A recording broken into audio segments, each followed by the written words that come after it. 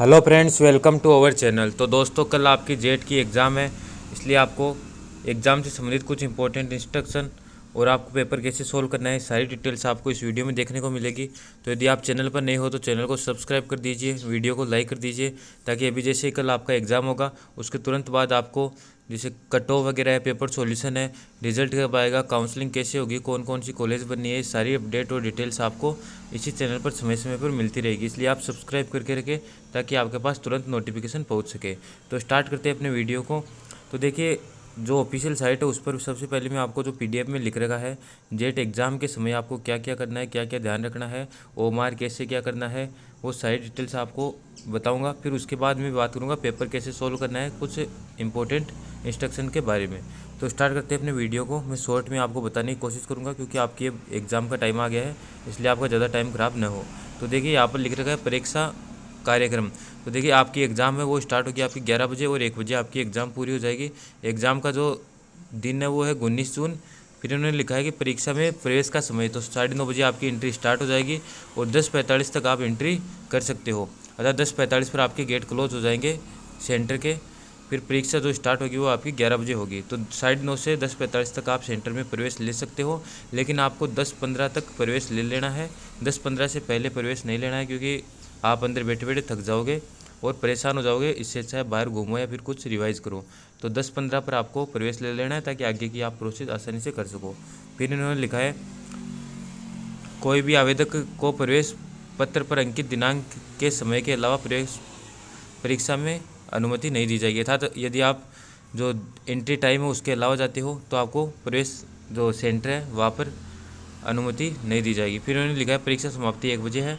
परीक्षार्थियों को परीक्षा के दौरान परीक्षा कक्ष परीक्षा हॉल छोड़ने की अनुमति नहीं दी जाएगी, अर्थात परीक्षा के दौरान आप परीक्षा हॉल नहीं छोड़ सकते। फिर इन्होंने लिखा है लिखित परीक्षा के लिए दिशा निर्देश। राजस्थान के चयनित शहरों में ही परीक्षा केंद्र आवंटित किया गया है। अभ्यर्थी द्वारा आवेदन पत्र में भरे गए विकल्प में से किसी भी एक शहर का आवंटन जेट कार्यालय द्वारा किया गया था। जब आपने एप्लीकेशन फॉर्म भरा था तो आपसे चॉइस मांगी गई थी, उनमें से आपसे एक सेंटर दिया गया है। फिर उन्होंने लिखा है सुबह 9:30 बजे परीक्षा केंद्र के दरवाजे खोले जाएंगे। अभ्यर्थी को यह सुनिश्चित करना है कि वह केवल आवंटित स्थान या सीट पर ही ठीक समय पर बैठा होता। तो आपको जो है आपके रोल नंबर हो, जैसे आपके रोल नंबर जो भी है वो आपको अपनी सीट पर मैच कर लेने हैं। आपकी जो टेबल रहेगी उस पर आपका एक चिट लगा हुआ रहेगा, एक पर्ची लगी हुई होगी, आपको रोल नंबर उस पर मैच कर लेना है। यदि आपके रोल नंबर उसमें मैच हो रहे हैं तो ही आपको उसी स्थान पर बैठना है। फिर उन्होंने लिखा है किसी अन्य अभ्यर्थी की सीट पर बैठने वाले या जगह बदलने वाले को किसी भी अभ्यर्थी को अनुचित तरीके से परीक्षा में बैठना माना जाएगा। अर्थात यदि आप किसी और के रोल नंबर बैठते हो तो उसको अनुचित माना जाएगा और उस उम्मीदवार को परीक्षा के लायक नहीं समझा जाएगा। फिर उन्होंने पूछा है अभ्यर्थी को परीक्षा के समय निम्न दस्तावेज लेके जाना है, अर्थात आपको दोबारा मैच कर लेना है कौन कौन से डॉक्यूमेंट्स लेना है।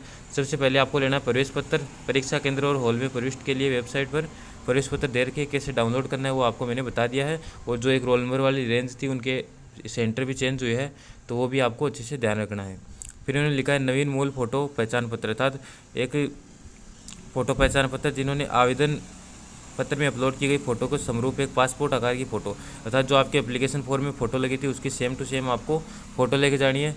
एक नवीन फ़ोटो पहचान पत्र साथ लाए वह अन्य परीक्षा में बैठने की अनुमति नहीं होगी। अर्थात आपको जो पहचान पत्र है उसमें आप आधार कार्ड भी ले सकते हो, पैन कार्ड भी ले सकते हो और आपका ड्राइविंग लाइसेंस, पासपोर्ट जो होता है या वोटर ID है, इनमें से आप किसी को भी ले सकते हो। और उसके तो आधार कार्ड लेके आप जा सकते हो। आधार कार्ड, प्रवेश पत्र और आपकी जो फ़ोटो है जो सेम आपकी एप्लीकेशन फॉर्म या फॉर्म भरते टाइम लगाई थी सेम होनी चाहिए।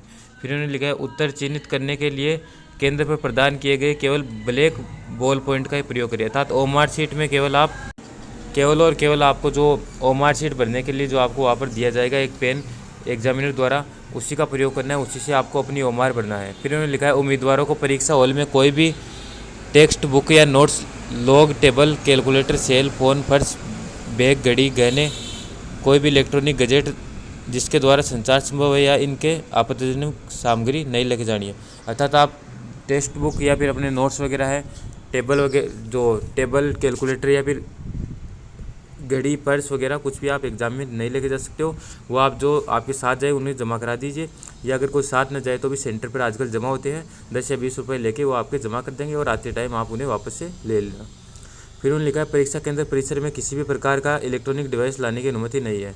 परीक्षा हॉल में आपके पास कोई इलेक्ट्रॉनिक डिवाइस, पेपर, बुक या पर्स का होना, परीक्षा हॉल में किसी अन्य व्यक्ति के साथ बात करना या दूसरों को प्रश्न पुस्तिका उमार दिखाना, प्रश्न पुस्तिका से किसी भी पृष्ठ को हटाना, आवंटित की गई सीट पर नहीं बैठना, अनुदेशों की अवहेलना करना अनुचित साधनों का प्रयोग माना जाएगा। अर्थात आपको ये सब नहीं करना है। फिर उन्होंने लिखा है ड्रेस कोड, अर्थात ड्रेस कोड में आपको क्या करना है।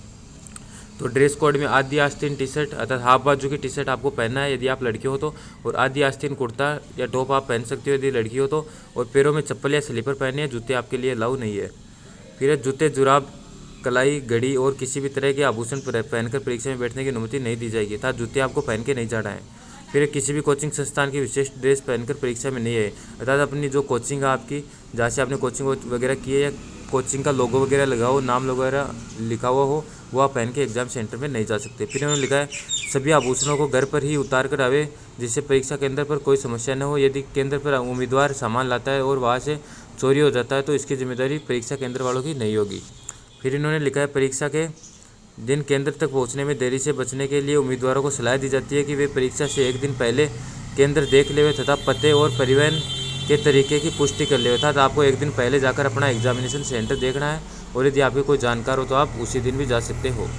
फिर इन्होंने लिखा है अभ्यर्थी को प्रवेश प्रश्न पुस्तिका दिए जाने के तुरंत बाद रोल नंबर लिखने से पहले उसे यह सुनिश्चित करना चाहिए कि प्रश्न पत्र सीलबंद है और इसमें सभी पृष्ठ है और कोई प्रश्न कम नहीं है, अर्थात आपको जो रोल नंबर है वो बाद में बनना है। पहले आपको चेक कर लेना है कि पूरा पेपर है वो पैक तो है या नहीं, कहीं से पेपर कटा फटा नहीं है, खुला हुआ तो नहीं है, और सारे के सारे क्वेश्चन प्रिंट है या नहीं, फिर उसके बाद आपको रोल नंबर भरने हैं। फिर इन्होंने लिखा है कि अनुशासन व अनुचित साधन, परीक्षा के दौरान परीक्षार्थी केंद्र अधीक्षक के अनुशासन और नियंत्रण में रहेगा और परीक्षा के दौरान समय समय पर अभिजागर या केंद्र अधीक्षक द्वारा जारी निर्देशों का पालन करना रहेगा, तथा एग्जामिनेशन सेंटर पर एग्जामिनर जो आपको बातें बताए उनका आपको ध्यान रखना है। फिर उन्होंने लिखा है परीक्षार्थी द्वारा किया गया कोई भी कार्य जो कि अभिजागर की राय में किसी ने परीक्षार्थी को अनुचित लाभ देने के लिए उत्तरदायी है, अनुचित साधनों का मामला माना जाएगा, इसके उम्मीदवार रद्द की जाएगी। अर्थात आप यदि किसी को नकल कराते हो या कुछ अनुचित सामान लेके जाते हो तो वो आपको वहाँ से हटाया जा सकता है। फिर इन्होंने लिखा है तो ये है सारी आपको डिटेल्स दे रखी है, और ओमार सीट वो है उसके लिए इन्होंने लिखा है अभ्यर्थी अपने उत्तरों को चिन्हित करने से पहले प्रश्न पत्र पुस्तिका और ओमार के दिए गए निर्देशों को सावधानी से पढ़ लेना है, अर्थात सबसे पहले जो आपको पेपर और ओमार पर निर्देश दे रखे हैं वो आपको अच्छे से देख लेना है।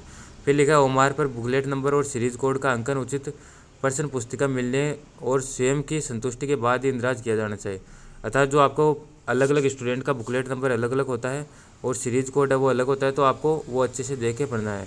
फिर उन्होंने लिखा है किसी उम्मीदवार की प्रश्न पुस्तिका ओमार सीट को तभी बदला जाएगा जब 10 मिनट के भीतर यानी 11:10 तक कोई मुद्रण दोष फटे होने की सूचना दी जाएगी, अर्थात सबसे पहले आपको ओमार और पेपर चेक कर लेना है, 10 मिनट के बाद वो चेंज आपको नहीं करके देंगे। फिर उन्होंने लिखा है ओमार में कोई सुधार करने के लिए रबड़ सुधार पदार्थ या ब्लेड का उपयोग नहीं करना, अर्थात आपको अगर ओमार में कोई क्वेश्चन गलत हो जाता है तो आपको वहाँ पर जो वाइटनर वगैरह या फिर ब्लेड से कट नहीं करना है या चौक वगैरह नहीं लगानी है। तो ये सारी डिटेल्स थी आपकी। फिर भी कोई डाउट हो तो कमेंट कर सकते हो, व्हाट्सएप नंबर पर आप मैसेज कर सकते हो। All the best for jet 2022 exam. Thank you.